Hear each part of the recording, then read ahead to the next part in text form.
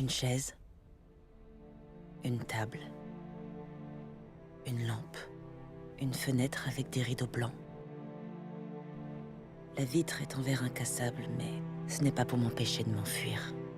Mon nom est de Fred.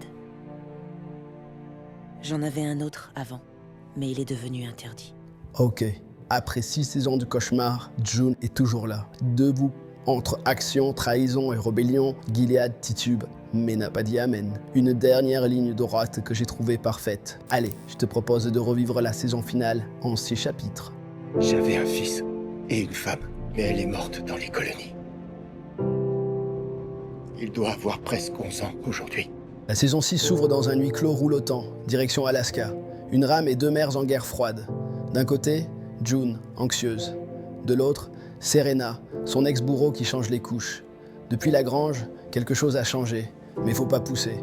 June ne lui a pas pardonné. Et voilà que dans ce train, le karma prend un ticket. Un passager reconnaît Serena, la star de Gilead, et là, c'est une émeute. Même la sécurité veut sa peau. Et June, malgré leur passé, reste droite dans ses bottes. Elle ne veut pas la mort de Serena, elle la sauve encore, parce qu'au fond, dans ce monde en ruine, il reste une règle chez June. On protège les mères, même les pires. Je m'appelle Abigail, bienvenue à Canaan. Pendant que June poursuit son voyage avec bébé Nicole, Serena, elle, finit par trouver son Airbnb. Une communauté canadienne, version veuve du Seigneur. Serena jardine, médite, se reconnecte à sa foi et se souvient de son père. Pasteur, c'est l'homme qui lui a transmis l'amour de Dieu. Et notre monde deviendra très prochainement un nouveau jardin d'Éden, Sa ferveur vient de là, pas de Gilead. comme tu l'as toujours voulu. C'est toujours un plaisir. Pendant ce temps, à Gilead, un nouveau requin en cravate entre en scène. Le haut commandant Gabriel Wharton, père de Rose. Allure de gentleman propre sur lui, le genre de mec posé qui parle à voix basse et qui en impose. Lawrence, toujours aussi grincheux et sarcastique, reçoit sa visite. Wharton pensait que la nouvelle Bethléem était une folle lubie. Ouais, une ville modèle, pour réconcilier Gilead et ses fugitifs, ça fait louche. Mais il admet que la clémence et le pardon, ça fait bon seigneur. Il propose donc Serena en égérie, ex-ambassadrice, Serena a connu les projecteurs.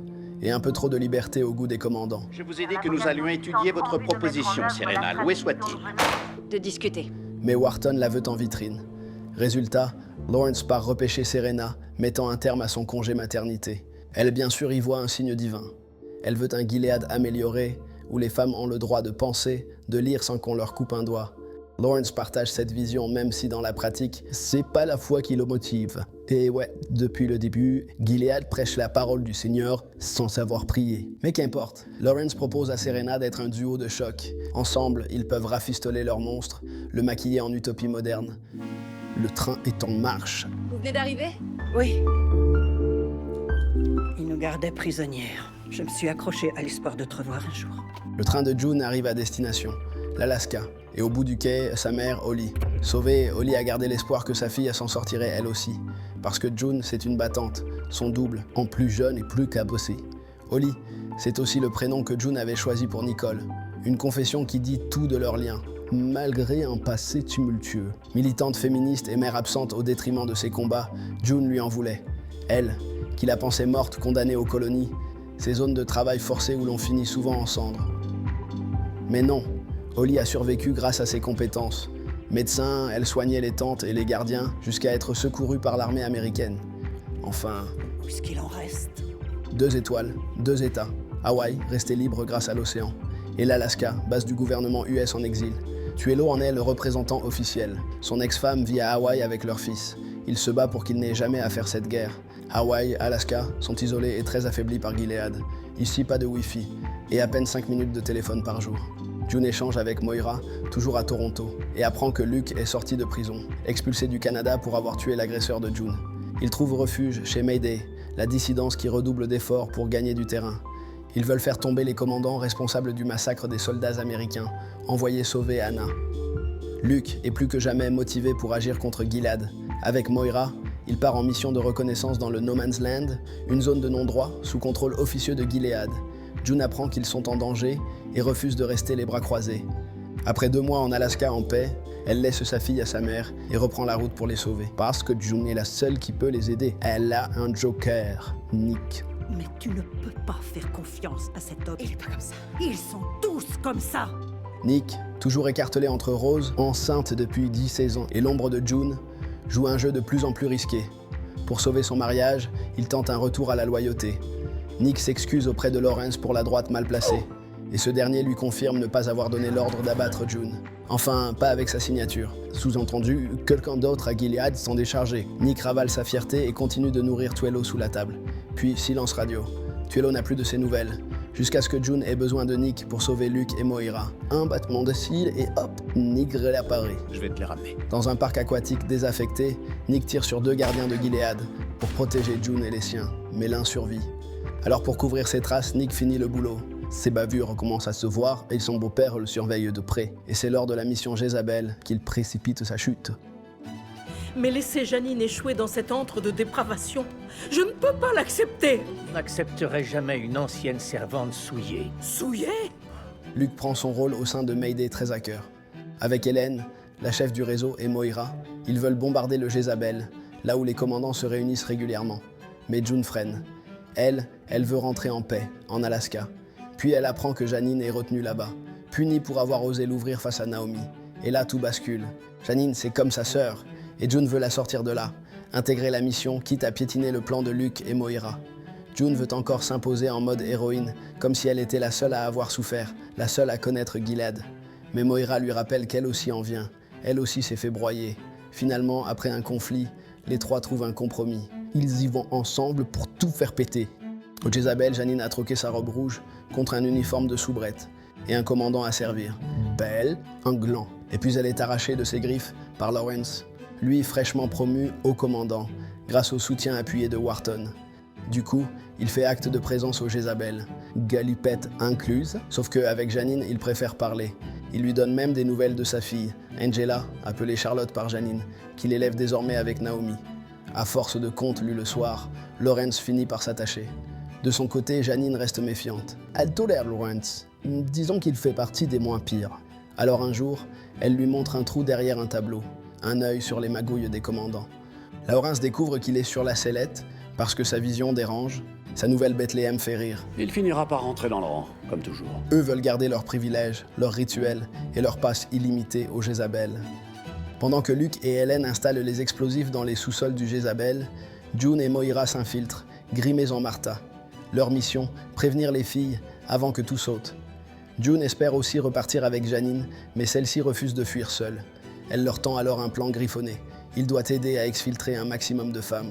Mais un gardien leur tombe dessus, le plan est confisqué. Baston, June et Moira gagnent et le garde passe au grill, mais sa disparition donne l'alerte. Du coup, les sorties se ferment et les deux sont coincés. Dernier espoir, Lawrence. Avec une cible sur le dos, la rébellion de June tombe à pic. Il les aide à fuir. Mieux, il s'associe à elle pour faire sauter les commandants. Sauf qu'il faut absolument récupérer le plan de Janine. June reste et envoie Nick le chercher. Et c'est là que tout bascule. Soupçonné par son beau-père, ils vont m'aider pour sauver sa peau. Et quand June l'apprend, c'est la claque. Pour elle, pour nous. La désillusion est totale. Conséquence, toutes les filles sont exécutées. Retour frontal à la terreur de Gilead. Seule Janine est sauvée grâce à Lawrence. Elle est envoyée chez le commandant Bell. Eh bien, on se demande encore ce qui est pire, le string pailleté ou être une servante martyrisée. Et pendant que Gilead saigne ses filles, Serena, elle, vend du rêve. Vous vous soumettez encore une fois à un homme puissant, Serena. Serena fait la promo de la nouvelle Bethléem qu'elle présente comme un sanctuaire pour femmes repenties. Plus sûr, plus doux, plus moderne, mais oui, on y croit. Elle veut recycler d'anciennes servantes en hôtesses d'accueil. Vitrine inclusive version Gilead. Mais comme les idées de Lawrence, ce projet fait tousser les épouses. Qu'importe. Serena garde le cap. Elle accepte la demande en mariage de Wharton sans avoir testé la marchandise. Elle pense qu'un homme poli, quelques versets bien choisis et une promesse d'indépendance suffiront. Sauf que June, qu'elle croit désormais dans son camp, vient lui glisser un doute. Tu crois que tu vas garder ta liberté en te mariant à Monsieur Gilead ? Et là, le verre est dans la paume. On essaie de comprendre ce qui s'est passé. Nick leur a dit. Comment il l'a su? De son côté, June, rongée par l'échec du Jézabel, voit dans le mariage de Serena et Wharton une nouvelle opportunité, frapper plus fort. June et Moira retournent à Gilead en servante, infiltrées via tante Phoebe, agente du CIA sous couverture. L'objectif ? Faire passer des armes aux servantes pour qu'une fois la nuit tombée, elles attaquent les commandants pendant un moment de vulnérabilité. Mais pour que ça marche, Il faut une complice sur la pièce montée. C'est là que Rita entre en scène. Rita espérait retrouver sa sœur à la Nouvelle Bethléem, mais ses espoirs partent en fumée. Je comptais vraiment sur toi. On est à Gilead. La seule personne sur qui tu devrais compter, c'est toi-même. Elle a posé ses valises et s'est reconvertie en pâtissière. C'est elle qui prépare le gâteau de mariage. Un chef-d'œuvre joliment fourré au somnifère. De quoi endormir une armée de commandants. Quand la nuit tombe, messieurs s'endorment et les servantes attaquent. Et pendant que les braises s'enflamment, Serena, elle, regarde son conte de fées cramer. Pour cadeau de mariage, Wharton lui offre une servante. Serena la refuse. Non, pas cette fois, non. Pas après tous ses efforts pour évoluer. Serena comprend que Wharton est comme les autres. June t'avait prévenu. Alors Serena fuit, encore. Bébé Noah dans les bras, elle s'échappe dans un Gilead en feu. Mais une personne a flairé le coup monté. Et elle est à 2 doigts de tout faire capoter. Quand tante Lydia comprend que le gâteau a été trafiqué, parce qu'aucune servante n'y a touché, un record. Elle comprend qu'un soulèvement se prépare. Elle retrouve ses filles au dortoir, prêtes à punir. Mais June et Janine ne se laissent pas faire. Elle lui parle. Pas comme à une tante, comme à une femme. Elle lui jette la vérité à la figure. Le rituel, les coups, les humiliations, c'est ça ton amour? Et au fond, Lydia sait qu'elles ont raison. Elle a tout vu, elle a fermé les yeux trop longtemps. Saison après saison, horreur après horreur. Et ça l'a changé, lentement. Alors, elle les laisse fuir. Mais Gilead réagit. Les fuyardes sont capturées, condamnées. Vous avez trahi Gilead et abandonné Dieu. Gilead veut faire un exemple. Exécution publique, une scène d'horreur commanditée par Wharton. Toutes les servantes sont blâmées.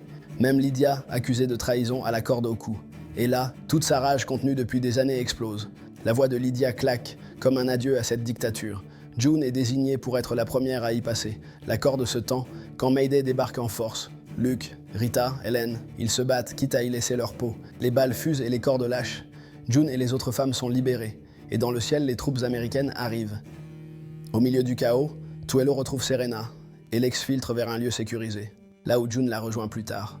Pas le temps pour les rancunes, June lui demande l'emplacement des commandants encore en vie. Serena hésite parce qu'elle a peur. Mais June demande « Tu veux que Wharton élève ton fils? C'est ça ton plan ?»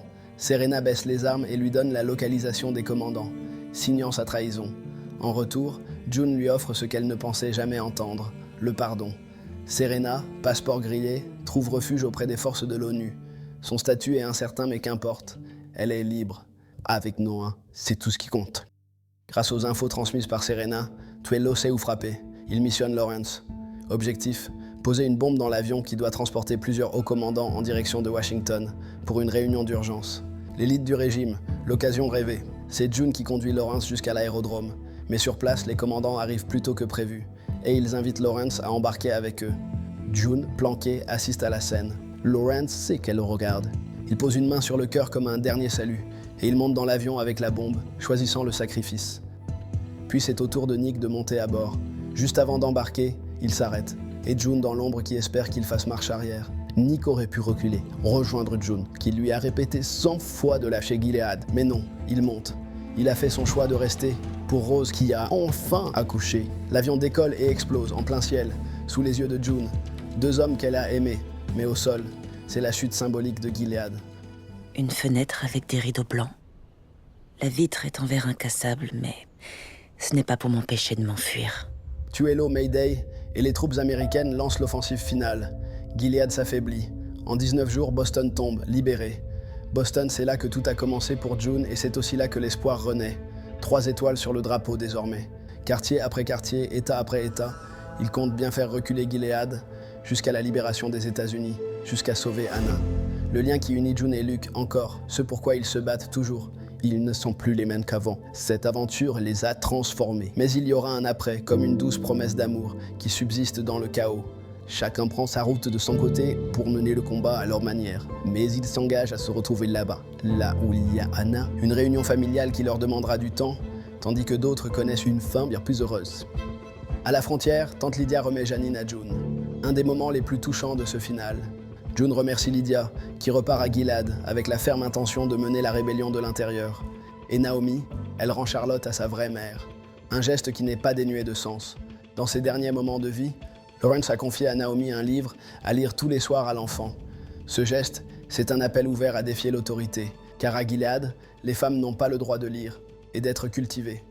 Comme un héritage à Lawrence, Naomi prend conscience, avance et souhaite désormais ce qu'il y a de mieux pour l'enfant.